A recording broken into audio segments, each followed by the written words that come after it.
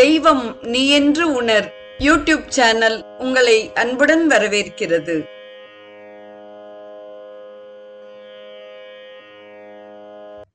அன்பு உள்ளங்கள் அனைவருக்கும் ஒளிமயமான உற்சாகமான காலை வணக்கம். செங்கதிர் தேவன் சிறந்த ஒளியினை தேர்கின்றோம், அவன் எங்கள் அறிவினை தூண்டி நடத்துக என்ற ஆதவ பிரார்த்தனையுடன் இன்றைய நிகழ்வு உதயமாகிறது. இன்றைய ஸ்ரீ சௌரம் நிகழ்வில் யுத்த காண்டத்தில் தூது சென்ற யுவராஜன் குறித்து நாம் சிந்திக்க இருக்கிறோம். ஆழ்கடலின் நடுவே அணை பூர்த்தியாகிவிட்டது. ஸ்ரீராமன் வானர வீரர்களுடன் கடலை கடந்தார். ஆஞ்சநேயர் ஸ்ரீராமனை தனது தோள்களில் தாங்கி வந்தார். அங்கதன் இளைய பெருமாளை தன் தோளில் தூக்கிக் கொண்டான். வானர வீரர்கள் பெருமகிழ்ச்சியுடன் இலங்கையை நோக்கி புறப்பட்டனர். இலங்கையின் கரையை அடைந்ததும் ஸ்ரீராமன் சுக்ரீவன் முதலானோரை அழைத்து ஆலோசனை செய்தார். யுத்தத்துக்கான முஸ்தீப்புகளை செய்ய யார் யாரை எங்கெங்கு எவ்வளவு வீரர்களுடன் நிறுத்துவது என்பது பற்றி ஆலோசித்தனர். முதற்படியாக சுகனை காவலில் இருந்து விடுவித்து இலங்கைக்கு செல்ல அனுமதிக்குமாறு தெரிவித்தார் ஸ்ரீராமன். கட்டுகளை அவிழ்த்ததுதான் தாமதம். சுகன் அந்த இடத்தை விட்டு ஓட்டம் பிடித்தான். அங்கு பிடித்த ஓட்டத்தை அவன் ராவணனுடைய சபையை அடைந்த பின்னர் தான் நிறுத்தினான். ராவணன் தர்மத்துக்கு விரோதமாய் சீதையை கவர்ந்து வந்து விட்டான். விபீஷணன், அனுமன் முதலானோர் கூறிய அறிவுரைகளை அவன் லட்சியம் செய்யவில்லை. வானர வீரர்கள் இலங்கா பட்டணத்துக்குள் புகுந்து ஹதாஹதம் செய்ய துடித்துக் கொண்டிருந்தனர்.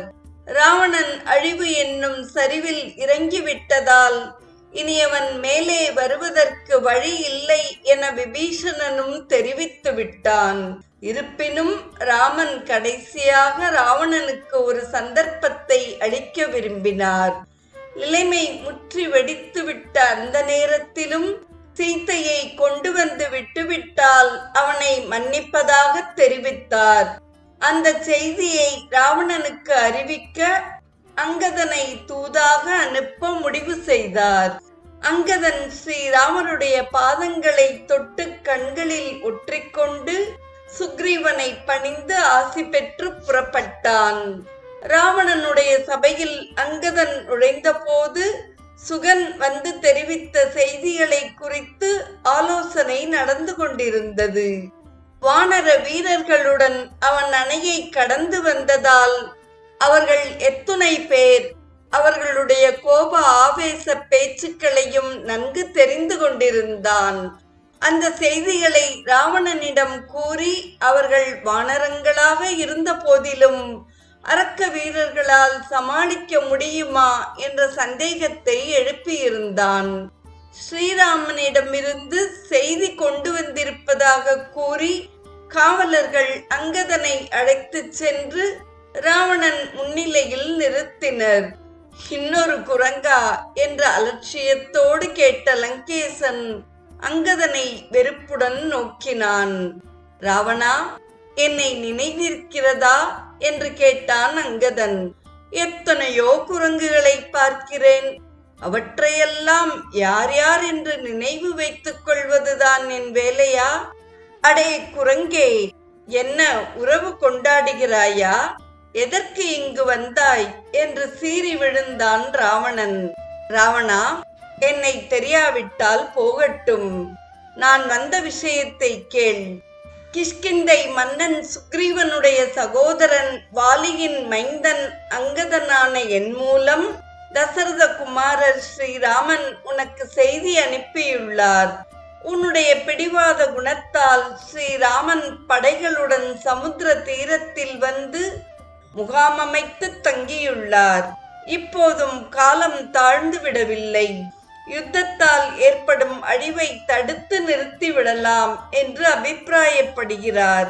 அதற்கு நீ செய்ய வேண்டியது எங்கள் அன்னை ஜானகியை கொண்டு வந்து ஸ்ரீராமரிடம் ஒப்படைத்து மன்னிப்பு கேட்க வேண்டும் என்பதுதான்.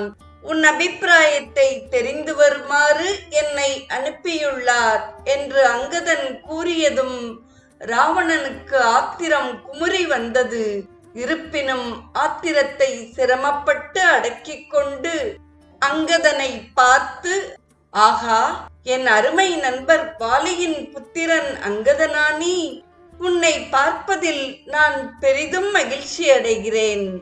அங்கதா, உன்னிடம் நான் சில விஷயங்களை கூற விரும்புகிறேன். உன் தந்தை வாலி எனக்கு மிகவும் நெருங்கிய நண்பர். அதனால் நீயும் என் அன்புக்கு பாத்திரமாகிவிட்டாய். நம் இருவருக்கும் இடையே விரோதம் என்பது இல்லை. மாறாக வெகு காலமாக நெருங்கிய நட்பே இருந்து வருகிறது. அதை காப்பாற்றிக் கொள்வதுதான் நண்பர்களுக்கு லட்சணமாகும். எனக்கும் சத்திரியர்களான ராம லக்ஷ்மணர்களுக்கும் இடையே ஏற்பட்டுள்ள தகராறில் உங்களை இழுக்க நான் விரும்பவில்லை. ஆகவே நீ உன் வீரர்களுடன் கிஷ்கிந்தைக்கு திரும்பிவிடு. அந்த சத்திரிய வீரர் இருவரையும் நான் கவனித்துக் கொள்வேன். என் பராக்கிரமத்தை அறிந்தும் அசட்டு துணிச்சலோடு வந்திருக்கும் அவர்களுக்கு தகுந்த புத்தி கற்பித்து நான் அனுப்பி வைப்பேன் என்று அன்பொழுகச் சொன்னான். அங்கதன் கலகலவென்று சிரித்தான். ராவணா, உன் வார்த்தைகள் கேட்க இனிமையாக இருந்தாலும் இந்த நேரத்துக்கு உகந்ததல்ல. அறியாமையால் தான் பேசுகிறாயா, அல்லது ஆசை வார்த்தைகள் கூறி என்னை மயக்கி விடலாம் என்று நினைத்து கொண்டிருக்கிறாயா? அத்தகைய நினைப்பு இருந்தால் நீ ஏமாற்றம் அடைய வேண்டியதுதான். எங்கள் அரசன் சுக்ரீவனும் ஸ்ரீராமனும் அக்னி சாட்சியாக நட்பு கொண்டு ஒருவருக்கு மற்றவர் உதவுவதாக பிரதிஜை செய்து கொண்டனர். சுக்ரீவன் தர்மம் வழுவி செல்ல மாட்டான். வானர வீரர்களை சாதாரண குரங்குகள் தானே என்று அலட்சியம் செய்யாதே. அனுமான் வந்துவிட்டு திரும்பிய போது அவரிடம் இலங்கை பட்ட பாட்டை நினைவில் வைத்திருப்பாய். அதற்குள் மறந்துவிடக்கூடிய விஷயம் அல்லவே. அந்த அனுமானை விட அதிக பலசாலியான வீரர்கள் எத்தனையோ லட்சம் பேர் இருக்கிறார்கள். இலங்கையை தவிடு பொடியாக்க அவர்களுக்கு அதிக நேரம் தேவைப்படாது. ஆகவே வீணில் வீரர்களை பலி கொடுப்பதை தவிர்க்க அன்னையை கொண்டு வந்து விட்டுவிடு என்றான் அங்கதன். அங்கதா, தூது வந்த வேலைக்கு ஏற்ப பேசுகிறாய். அது எனக்கு சந்தோஷத்தை அளிக்கிறது. அது கிடக்கட்டும், ராமனை பற்றி பேசுகிறாயே, அவன் உண்மையில் பார்க்க போனால் உனக்கு எதிரியே ஆவான். உன் தந்தையை கொன்றவனிடம் நீ எவ்வாறு நட்பு பாராட்டுவாய்? உன் தந்தைக்கும் சுக்ரீவனுக்கும் உள்ள தகராறு குடும்ப சண்டைக்கு ஒப்பாகும். அதில் தலையிட ராமனுக்கு உரிமை ஏது? அத்துமீறி உட்புகுந்து உன் தந்தையை கொன்றவனை பழிவாங்க உன் நெஞ்சம் துடிக்கவில்லையா? சுக்ரீவன் சத்திரியன் ராமனுடன் சேர்ந்து உன்னை வஞ்சித்து விட்டான். நியாயமாக உனக்கு சேர வேண்டிய அரசை சுக்ரீவன் அநியாயமாக பிடுங்கிக் கொண்டு விட்டான். என்னிடம் நம்பிக்கை வை. உன் சொத்தை நான் மீட்டுத் தருகிறேன். உன் வீரர்களை அழைத்து கொண்டு கிஷ்கிந்தைக்கு போய்விடு. சுக்ரீவனிடம் பயம் வேண்டாம்.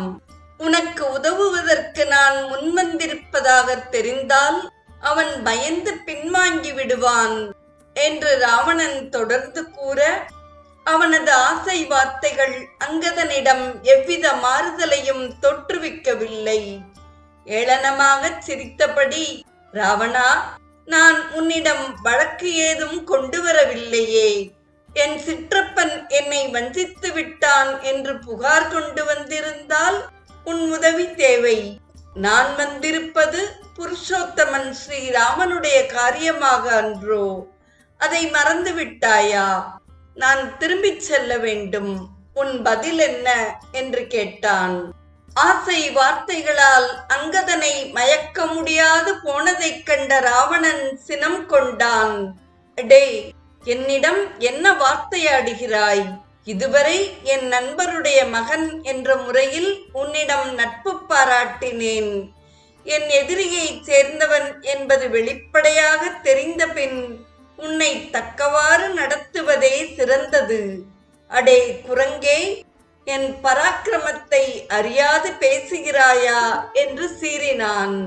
அங்கதன் நகைத்தபடி, ராவணா, உன் பராக்கிரமத்தை நான் அறிவேன். அதனால்தான் உள்ளே நுழைந்ததும் என்னை தெரிகிறதா என்று கேட்டேன். காட்ட வீரியார்ஜுனனிடம் ஏதோ முரண்டு செய்ததால் அவர் உன்னை பந்து போல் உதைத்து சிறையில் அடைத்து விடவில்லையா? அவர் அரண்மனையைச் சேர்ந்த மங்கையர் உன்னை பூப்பந்தாட்டம் ஆடவில்லையா? அது ஏன் என் தந்தை வாலி கடற்கரையில் அமர்ந்து கர்ம அனுஷ்டானங்களில் ஈடுபட்டிருக்கையில் அவரிடம் வந்து விஷமம் செய்தாயே? அப்போது அவர் உன்னை தன் வாலில் கட்டி எடுத்துக்கொண்டு குழந்தையாகிய எனக்கு வேடிக்கையாக இருக்கட்டுமென்று என் தொட்டிலில் என் முகத்துக்கு நேராக உன்னை கட்டி தொங்கவிட்டாரே. அப்போது உன்னை ஏதோ 10 தலை பூச்சி என்று நான் உன் முகத்தில் சிறுநீரை அடித்து விளையாடினேன். அதெல்லாம் மறந்துவிட்டதா என்று கேட்டான். அட அற்ப குரங்கே, என்னை அவமதிக்கும் துணிவு உனக்கிருக்கிறதா என்று கர்ஜித்த ராவணன் காவலர்களை அழைத்து அவனை அங்கேயே தன் கண்களுக்கெதிரில் துண்டு துண்டாக சேதித்து எரியுமாறு உத்தரவிட்டான். 7-8 வீரர்கள் கத்தியை உருவிக்கொண்டு பாய்ந்து வந்து அங்கதனுடைய 2 கைகளையும் பிடித்து கொண்டனர். அங்கதன் ஹூங்காரம் செய்தபடி அப்படியே அந்தரத்தில் எழுந்து கிறுகிறுவென்று சுழன்றான். அவன் கைகளை பிடித்திருந்த வீரர்களும் அவனுடன் சுழன்றனர். பின்னர் அங்கதன் கைகளை உதற அவர்கள் ஈசல்கள் விழுவது போல் பொத்தென்று தரையில் விழுந்து இரத்தம் கக்கி உயிரை விட்டனர். ராவணா, கடைசியாக உன்னை காப்பாற்ற ராமன் தெரிவித்த சந்தர்ப்பத்தையும் உதறிவிட்டாய். காலன் வந்து உன் பின்கழுத்தில் அமர்ந்திருக்கையில் அவன் ஆட்டிய ஆட்டங்களுக்கு ஏற்பதானே ஆடுவாய். சரி, நான் புறப்படுகிறேன். நாம் யுத்த அரங்கத்தில் சந்திப்போம் என்று சொல்லிவிட்டு அங்கிருந்து புறப்பட்டு ராமனுடைய சன்னிதானத்தை அடைந்து அரக்கனுடைய பிடிவாதத்தை தெரிவித்தான். யுத்தம் ஒன்றுதான் வழி என தெரிந்துவிட்ட பிறகு அதற்கான ஏற்பாடுகளில் ராமன் முழுமூச்சோடு ஈடுபடலானார். வானர வீரர்களை பற்பல பகுதிகளாக பிரித்து 4 கோட்டை வாசல்களிலும் அணிவகுத்து நிற்கச் செய்தார். அங்கதன் தெற்கு கோட்டை வாசலிலும், அனுமான் மேற்கு வாசலிலும், நளன் கிழக்கு பக்கத்திலும், சுஷேனன் வடக்கு புறத்திலும் தங்கள் தங்கள் வீரர்களுடன் நிலை கொண்டு முற்றுகைக்கு தயாரானார்கள். சங்கம், பேரி முதலான வாத்தியங்கள் யுத்தம் ஆரம்பமாகியதை முழங்கி அறிவித்தன. நாளைய நிகழ்வில் கிஷ்கிந்தை மன்னனின் கோபம் குறித்து சிந்திப்போம். இன்றைய ஸ்ரீ சௌரம் நிகழ்வில் தூது சென்ற யுவராஜனை தரிசித்த அத்துணை நல்ல உள்ளங்களுக்கும் நெஞ்சார்ந்த நன்றி. மீண்டும் ஆதவ சிஷ்யன் ஆஞ்சநேயனோடு நாளையும் நாம் நமது பயணத்தை தொடர்ந்து பயணிப்போம். தெய்வம் நீ என்று உணர் யூடியூப் சேனலை கேட்டு மகிழ்ந்த நீங்கள் உங்கள் நட்பு வட்டத்திற்கும் பகிர்ந்து தொடர்ந்து உங்களது நல்ல ஆதரவினை சப்ஸ்கிரைப் செய்து வழங்குமாறு அன்புடன் வேண்டுவது உங்கள் அன்பின் விசாலம்.